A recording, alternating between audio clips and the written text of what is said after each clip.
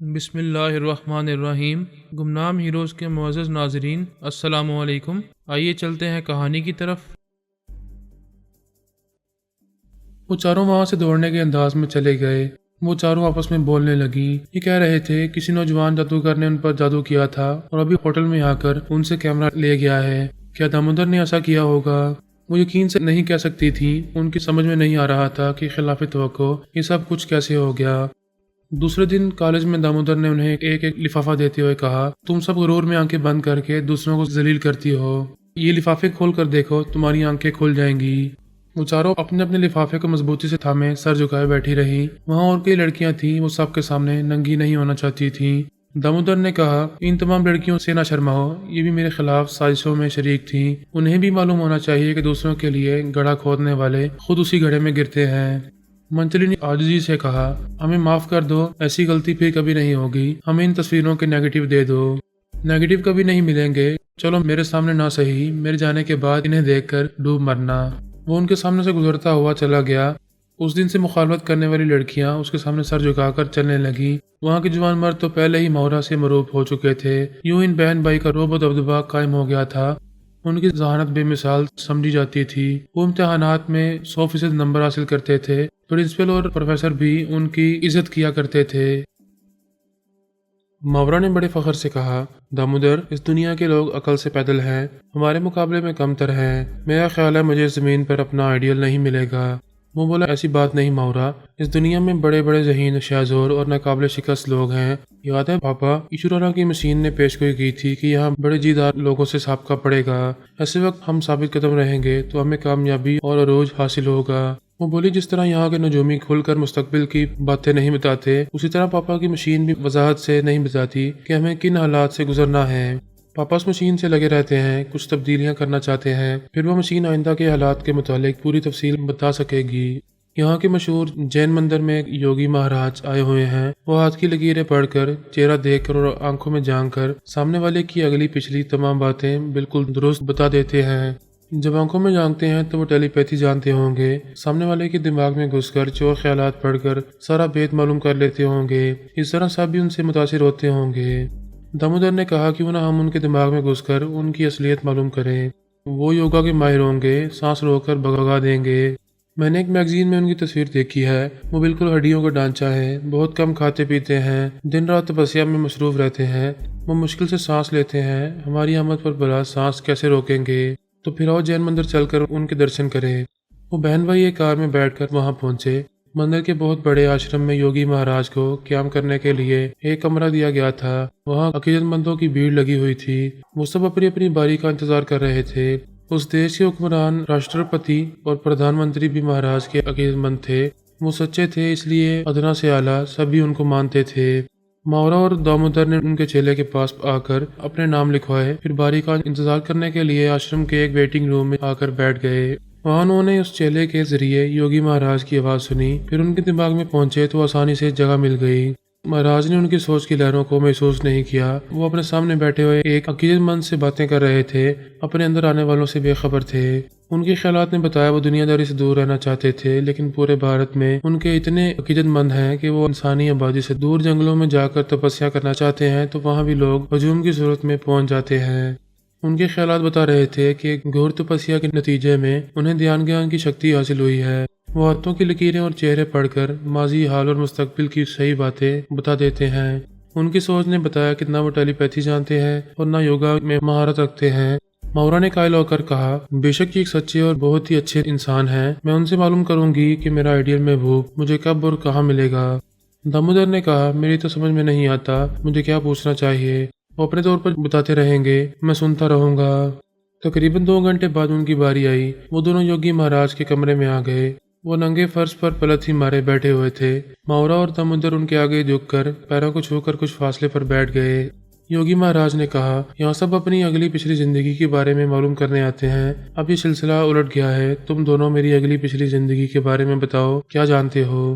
انہوں نے حیرانی سے یوگی مہاراج کو دیکھا۔ دامودر نے کہا، آپ یہ کیا کہہ رہے ہیں؟ بھلا ہم آپ کے بارے میں کیا بتا سکتے ہیں؟ ماورا نے کہا، ہم پہلی بار آپ سے مل رہے ہیں۔ آپ کون ہیں؟ کہاں سے آئے ہیں؟ ہم کچھ نہیں جانتے۔ वो बड़ी गहरी आवाज में बोले, झूठ इंसान को खोखला कर देता है। हम इंसान अपनी जिंदगी में पेश आने वाले वाकयात से सबक क्यों नहीं सीखते? अभी पिछले दिनों तुम्हें धोखा देने वाले खुद बुरी तरह धोखा खा गए। ये तुम्हारे ही अल्फाज हैं कि दूसरों के लिए गड्ढा खोदने वाले खुद उस गड्ढे में गिरते हैं। दामोदर चौंक गया। उसने मंचली और दूसरी लड़कियों से यही कहा था। उन्होंने मावरा से कहा, क्या तुमने मेरे ख्यालात नहीं पढ़े? इस बात पर वो चौंक गए। जीम को नजरें चुराने लगे। वो कह रहे थे, तुम्हें मालूम हुआ कि मैं नागपुर में पैदा हुआ था और मेरी मौत के बारे में मालूम हुआ कि जिस दिन अजीबोगरीब लोग मेरे सामने आएंगे उसी दिन मेरी हत्या होगी, मुझे इस संसार से मुक्ति मिलेगी। मावरा ने दोनों हाथ जोड़कर कहा, बेशक आप महाज्ञानी हैं, मैं अपने लिए कुछ पूछने से पहले आपके बारे में पूछना चाहती हूँ। वो अजीबोगरीब लोग कौन हो सकते हैं? आपके सामने कब आएंगे?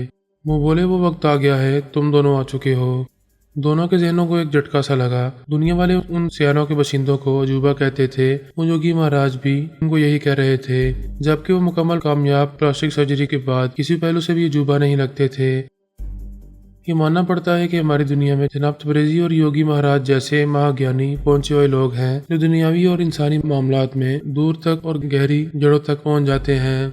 दामोदर ने कहा, आप ये क्या कह रहे हैं? क्या हम बहन भाई आपको अजीबोगरीब दिखाई दे रहे हैं? वो बड़े एतमाद से बोले, दिखाई नहीं दे रहे हो, पर्दा कर चुके हो, इस धरती के इंसानों जैसे हो मगर नहीं हो। मावरा ने पूछा, आप किस बुनियाद पर हमें दूसरों से अलग कह रहे हैं? ये मुझसे ना पूछो, तुम्हारे सवाल का जवाब तुम्हारे अपने ही अंदर है। मेरे पास इस देश के हुक्मरान, बड़े बड़े सरकारी ओहदेदार और इंटेलिजेंस वाले आते रहते हैं। मैंने किसी से नहीं कहा कि हमारी धरती पर ऐसे लोग भी हैं जिनका ताल्लुक हमसे नहीं है। जब मैंने उनसे नहीं कहा तो तुमसे क्या कहूँ? क्या तुम पर्दा रखना नहीं चाहती? मावरा ने भाई को देखा, कोई अपना भेद खोलना नहीं चाहता। दामोदर ने पूछा, अगर आपकी धरती पर कुछ लोग कहीं बाहर से आए हैं तो क्या आपको एतराज नहीं है? क्या आप समझते हैं वो इस धरती को नुकसान नहीं पहुंचाएंगे? पहुंचाएंगे, हमें भी नुकसान पहुंचाएंगे और खुद भी नुकसान उठाएंगे। फिर आप उनके खिलाफ हुक्मरानों और इंटेलिजेंस वालों से क्यों नहीं कहते कि वो उन्हें अपनी जमीन से उखाड़ फेंके? योगी महाराज ने एक उंगली ऊपर की जानिब उठाते हुए कहा, ईश्वर की लैला न्यारी है, वो इस संसार को अपने ढंग से चलाता है। हम योगी हैं, मिट्टी के जरे हैं, भगवान के कामों में दखल नहीं देते। वो प्रभु जो करता है हमारी और इस दुनिया की बेहतरी के लिए करता है। वो बिल्कुल वही बातें कह रहे थे जो हमारे दीन इस्लाम में रूहानियत के हामिल कहते हैं। दुनिया का कोई मजहब हो, वो धर्म कर्म के हवाले से जिसके अंदर सच्चाई और ईमान की पुख्तगी होती है, उसे आत्मशक्ति जरूर हासिल होती है। अल्लाह ताला की तरफ से उसे रूहानियत में कमाल का दर्जा अता किया जाता है। योगी महाराज को भी आत्मशक्ति हासिल थी। वो भी जनाब आला हजरत के असूलों के मुताबिक कुदरती मामलात में मुदाखलत नहीं करते थे। वो बोल रहे थे, मावरा ने इस वक्त ख्याल खानी के जरिए अपने बाप ईश्वरा को बुला लिया था।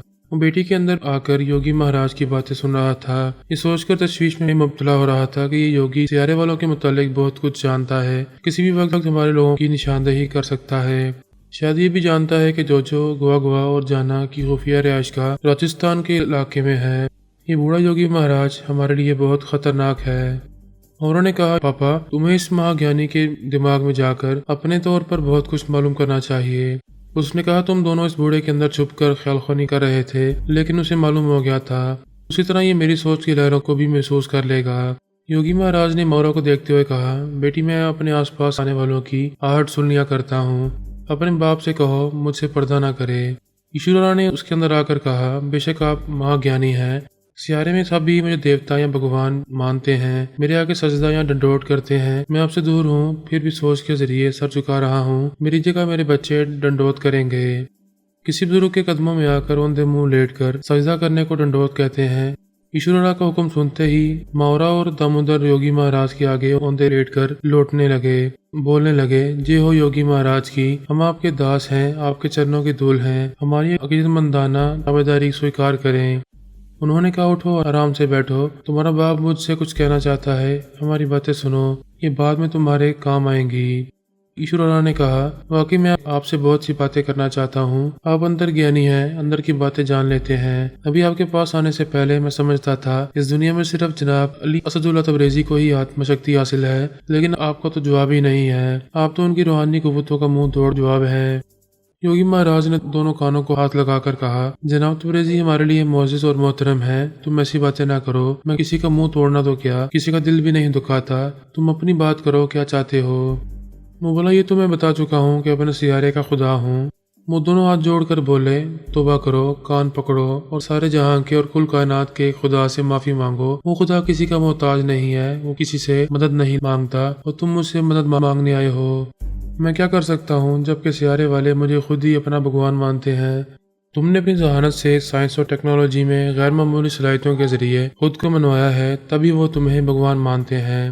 چلو یہی صحیح، سبھی ایک دوسرے سے برتر رہنا چاہتے ہیں، میں نے اپنی برتری منوائی ہے، تو یہ انسانی فطرت ہے۔ آپ میری مدد کریں گے تو ہم جناب تبریزی سے برتر ہو کر ان کے پراسرار ادارے کو ہمیشہ کے لیے نیست و نابود کر دیں گے۔ انہوں نے انکار میں سر ہلا کر کہا، میرے پاس آ کر کسی کی بربادی کی نہیں، آبادی کی شادمانی اور کامرانی کی باتیں کرو، بھگوان تمہیں بھی شاد و آباد رکھے گا۔ ذرا دیر کے لیے خاموشی چھا گئی۔ ایشورا کی سمجھ میں نہیں آ رہا تھا کہ اس مہان آتم شکتی والے کو کس طرح بابا صاحب کے ادارے کے خلاف استعمال کرے۔ لوہا لوہے کو کاٹتا ہے، اسی مثال کے مطابق وہ آتم شکتی کے ذریعے روحانی کو کاٹ چھاڑ کر ختم کرنا چاہتا تھا۔ مورا نے پوچھا، مہاراج آپ کی طرح اور جناب تبریزی کی طرح اور بھی اس دنیا میں آتم شکتی جانے والے کئی ہوں گے؟ بے شک ہیں، اور ایسے کئی ہیں جو خدائے وحدہ لا شریک سے لو لگاتے رہتے ہیں، دن رات تپسیا کرتے رہتے ہیں، دنیا والوں کو نیک ہدایات دیتے ہیں اور گمراہ ہونے والوں کو راہ راست پر لانے کی کوششیں کرتے ہیں۔ تم باپ اور بچوں کو بھی یہ ہدایت ہے، ہماری زمین پر آئے ہو تو سب کی سلامتی چاہو، پھر تم بھی سلامت رہو گے۔ ایشورا نے کہا، آپ سے التجا ہے ہمیں دوسرے آتم شکتی رکھنے والوں کے نام اور پتے بتائیں، ہم بڑی عقیدت سے ان کی خدمت میں حاضر ہونا چاہتے ہیں۔ میرے سامنے جھوٹ نہیں چھپتا، تم عقیدت سے نہیں اپنی ضرورت سے ان کے پاس جانا چاہتے ہو۔ تم نے یہ اچھی طرح سمجھ لیا ہے کہ روحانیت کو ختم کیے بغیر اس دھرتی پر حکمران بن کر نہیں رہ سکو گے۔ دامودر نے کہا، آپ کے متعلق سنا ہے کہ کسی کو مایوس نہیں کرتے، جو یہاں آتا ہے اس کی جولی مرادوں سے بھر دیتے ہیں، کیا آپ ہماری ایک مراد پوری نہیں کریں گے؟ مورا نے کہا، ہم آپ کو بھگوان کا واسطہ دیتے ہیں، ہمیں دوسرے آتم شکتی والوں کے نام اور پتے بتا دیں۔ بھگوان کا واسطہ نہ دو تب بھی بتاؤں گا، یہ قدرت کی مرضی ہے کہ ابھی تمہاری رکاوٹیں دور کروں، بعد میں کیا ہوگا یہ آنے والا وقت ہی بتائے گا۔ ایشورا نے کہا، آپ آنے والے وقت سے آگاہ رہتے ہیں، باقی دنیا والے بے خبر رہتے ہیں، جو اچھا برا وقت آتا ہے اسے گزر جاتے ہیں، ہمارے ساتھ بھی جو ہوگا ہم نمٹ لیں گے، پلیز آپ ہمیں ان کے نام اور پتے بتا دیں۔ یوگی مہاراج نے آنکھیں بند کر لیں، ذرا دیر چپ رہے، پھر بولے، شہر روم میں ایک زاہد گوشہ نشین فادر جوزف ہے، وہ اپنے گارڈ کے نیک بندے ہیں، کلیسا کے درویش کہلاتے ہیں، قدرت کے وید جانتے ہیں مگر چپ رہتے ہیں۔ جب قدرت کی جانب سے اشارہ ملتا ہے تب وہ کسی کو پیش آنے والے حالات سے آگاہ کرتے ہیں، پھر خاموشی اختیار کر لیتے ہیں۔ وہ ذرا چپ ہوئے۔ ایشورا نے کہا، بہت بہت شکریہ، اس زمین پر اور بھی معرفت کل رکھنے والے بندے ہیں۔ بے شک ہیں، جنوب مغربی افریقہ میں انگولا کے شہر گوانزا کے قریب ہزاروں سال پرانا ایک مندر ہے، وہاں کے لوگ ہم ہندوستانیوں کی طرح بت پرست ہیں۔ اس مندر کی ایک پجارن کو کاہینہ کہتے ہیں، وہ غیب کی باتیں بتاتی ہے، اس کے 90% باتیں درست ہوتی ہیں۔ مورا اور دامودر کے دماغوں میں رہنے والا ایشورا خوش ہو رہا تھا۔ یوگی مہاراج نے ذرا ٹھہر کر کہا، کوہ طور جہاں حضرت موسیٰ نے خدا کو دیکھنے کی ضد کی تھی اور خدا کی جانب سے ایک تجلی کو برداشت نہ کر سکے، اسی کوہ طور کے ایک غار میں علم بسیط رکھنے والے یہودیوں کے پیشوا برائٹ موزز رہتے ہیں۔ بابا صاحب کے ادارے کے خلاف زبردست محاذ رائی کے لیے زبردست معلومات حاصل ہو رہی تھی۔ ایشورا خوش ہو رہا تھا، بیٹھے بیٹھائے اس کے من کی مراد پوری ہو رہی تھی۔ یوگی مہاراج نے کہا، ایسے کئی خدا کے برگزیدہ بندے ہیں، تم ایک سے ملاقات کا شرف حاصل کرو گے تو ایک کے بعد ایک کا نام اور پتہ ٹھکانہ معلوم ہوتا رہے گا۔ وہ بولا، میں اور کچھ نہیں پوچھوں گا، صرف ایک ایسا نام بتا دیں جو آتم شکتی جاننے والوں سے برتر ہو اور آپ سب انہیں کامل رہنما تسلیم کرتے ہوں۔ انہوں نے آنکھیں بند کر لیں، ذرا دیر چپ رہے، پھر آنکھیں کھولتے ہوئے کہا، خدا کے ایک محبوب بندے ہیں، حضرت محمد صلی اللہ علیہ وآلہ وسلم خدا کے محبوب بندے بھی ہیں اور آخری رسول بھی۔ میں جن کی بات کر رہا ہوں وہ رسول نہیں ہیں، صرف محبوب بندے ہیں، انہیں روحانیت میں کمال کا درجہ حاصل ہے، وہ وفات پا چکے ہیں مگر زندہ ہیں۔ مورا نے حیرانی سے پوچھا، جب وفات پا چکے ہیں تو پھر زندہ کیسے ہیں؟ یہ قدرت کا کرشمہ ہے۔ یوگی مہاراج نے خلا میں تکتے ہوئے کہا، وہ دو ہم شکل بھائی تھے، دونوں ہی عالم کامل تھے، ان میں سے ایک عالم 6 ماہ کے لیے ایک غار میں عبادت کے لیے جاتے تھے، دوسرے عالم دنیا والوں کے درمیان موجود رہتے تھے، 6 ماہ بعد وہ واپس آتے تو دوسرے عالم 6 ماہ کے لیے اسی غار میں چلے جاتے تھے، دونوں ہی کامل روحانیت کے حامل تھے، ایک اب بھی ہیں، دوسرے وفات پا چکے ہیں، ان کے مسلمان عقیدت مند یہ نہیں جانتے کہ وہ زندہ ہیں۔ وہ ذرا چپ ہوئے، پھر بولے، صرف جناب علی اسد اللہ تبریزی اور ہم جانتے ہیں، انہوں نے ایک بھائی کی وفات سے پہلے ہی اس دنیا کو 30 برس کے لیے چھوڑ دیا تھا اور دن رات عبادت کرنے کے لیے اسی غار میں چلے گئے تھے۔ वो मुद्दत पूरी होने वाली है। 2 बरस बाद वो उस नामालूम मकाम से निकलकर बाबा साहब के दायरे में आएंगे। ईश्वरा ने परेशान होकर कहा, क्या मुसीबत है? वो उस दायरे में आएंगे जिसे हम हमेशा के लिए खत्म कर देना चाहते हैं। आखिर वो कौन है? क्या नाम है उनका? मैं इससे आगे कुछ नहीं बताऊंगा। जितना बताया है उसके पेश नज़र उंगलियों पर गिन लो। तुम्हारे पास सिर्फ 2 बरस हैं। इस अरसे में तुमने कामयाबी हासिल ना की तो उन बुजुर्ग के आते ही तुम सियारे वालों के कदम इस धरती से उखड़ जाएंगे। अगर मैं जिंदा रहा तो ऐसा कभी नहीं होगा। क्या बता सकते हो कि मेरी जिंदगी कितनी है और मेरी मौत कैसे होगी? ये तुम अपनी फोरकास्ट करने वाली मशीन से मालूम कर चुके हो। यानी आप यही कहते हैं कि किसी के हाथों मेरी हलाकत होगी। ये सच है, मगर मैं समझता हूँ तभी मौत मरूंगा, क्योंकि मैं पलक झपकते ही अपना चेहरा, अपनी शख्सियत बदल लेता हूँ। चश्मे ज़दन में मर्द से औरत, औरत से बच्चा और बच्चे से बूढ़ा बन जाता हूँ। कोई कातिल मुझे कैसे पहचान सकेगा? दुरुस्त कहते हो, तुम्हारे कई दुश्मन होंगे, तुम्हें तलाश करते रहेंगे, तुम्हारे करीब आकर भी पहचान ना पाएंगे, उल्टा तुम्हारे हाथों मारे जाएंगे। फिर किस में इतना दम खम होगा कि मुझे कत्ल करने आएगा? बेशक तुम सभी के लिए चैलेंज बन जाओगे। इस चैलेंज का जवाब एक औरत देगी। तुम एक औरत के हाथों मारे जाओगे। ईश्वरा ने हकारत से पूछा, औरत? मैं सियारे का भगवान हूँ, इस अर्ज़ दुनिया को फतह करने वाला हूँ, और मुझे एक औरत मात देगी? नहीं, मैं नहीं मानता। उसने सर्द लहजे में कहा, मान जाओगे? उसने पूछा, आप इस दुनिया में सबसे ज्यादा किसे चाहते हैं? अपने भगवान को। मैं उसी भगवान का वास्ता देता हूँ, उस औरत को राज में न रखें, मुझे उसका नाम और पता बताएं। वो जरा चुप रहे। ईश्वरा ने पूछा, क्या आप किसी मुश्किल में पड़ गए हैं? नहीं तो मुश्किल में पड़ जाओगे। अगर उसे छेड़ोगे तो तुम्हारी नींदें हराम हो जाएंगी, खाना पीना भूल जाओगे। अगर उससे दूर रहोगे तो ये अंदेशा तंग करता रहेगा कि पता नहीं वो कब कहाँ से आकर शब खून मारेगी। मुझे तजस्सुस में मुब्तला न करें, उसका नाम बताएं। तुम अपनी इंफॉर्मेशन मशीन में उसकी पूरी हिस्ट्री पढ़ चुके हो। सारी दुनिया मानती है और कहती है, she is a bolt from the blue. वो आसमान से कड़कने और लपकने वाली बिजली है।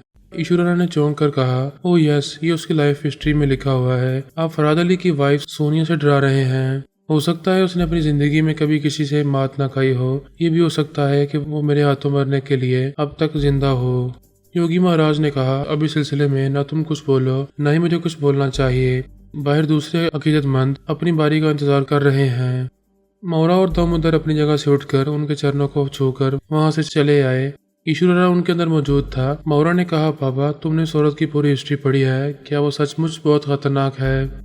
मैंने उसे देखा नहीं है, बस पढ़ा है। हो सकता है कुछ बढ़ चढ़ कर हिस्ट्री बयान की गई हो। डोंट वरी, जब सामना होगा तो देखूंगा वो कितने पानी में है। दामोदर ने कहा, पापा, बाबा साहब का इदारा तो मजीद पुरअसरार और खतरनाक हो गया है। पता नहीं वो आत्मशक्ति वाला कौन है। क्या वाकई 2 बरस के बाद उस इदारे में आकर हमारे कदम यहाँ से उखाड़ देगा? बेटे, तुम जब भी किसी से मुकाबला करने जाओगे तो मुकाबले पर आने वाला अपने बारे में खूब बढ़ चढ़ कर डींगे मारेगा। फिक्र न करो, हमें रूहानियत का तोड़ करने के लिए कितने ही आत्मशक्ति जानने वालों के नाम और पते मालूम हो गए हैं। मैं उन सबसे दोस्ती करूंगा या उन्हें जेर असर लाकर बाबा साहब के दायरे के खिलाफ इस्तेमाल करूंगा। वो अपनी कार में बैठ कर जाने लगे। ईश्वरा ने कहा, तुम दोनों जाओ, मुझे योगी महाराज से निपटना है। पापा, निपटने का मतलब मुखालिफाना कार्रवाई है। हाँ, उस योगी महाराज ने जहाँ जबरदस्त मालूमात फराहम की हैं, वहाँ बहुत से अहम राज भी छुपाए हैं। अगर वो तमाम राज उगल देगा तो मेरी मुश्किलें आसान हो जाएंगी। वो ख्यालखानी की परवाज करता हुआ योगी महाराज के अंदर पहुंच गया। उन्होंने कहा, आओ ईश्वरा, मैं तुम्हारा इंतजार कर रहा था। ये मेरे जीवन की अंतिम घड़ियां हैं। मुझे तुम्हारे हाथों अपने भगवान के पास जाना है। मेरी बात मानोगे तो ज्यादा दिन जियोगे। मेरे हाथ की रेखा में आज के बाद जिंदगी की सांसें नहीं है। तुम चाहोगे मैं बाबा साहब के दायरे के खिलाफ तुम्हारे काम आता रहूं, और मैं इस दायरे की मुखालफत में एक कदम भी नहीं उठाऊंगा। तुमने बहुत से अहम राज छुपाए हैं, वही बता दो। मैं कह चुका हूँ, कुदरत की मंशा के खिलाफ कोई बात किसी को नहीं बता सकता।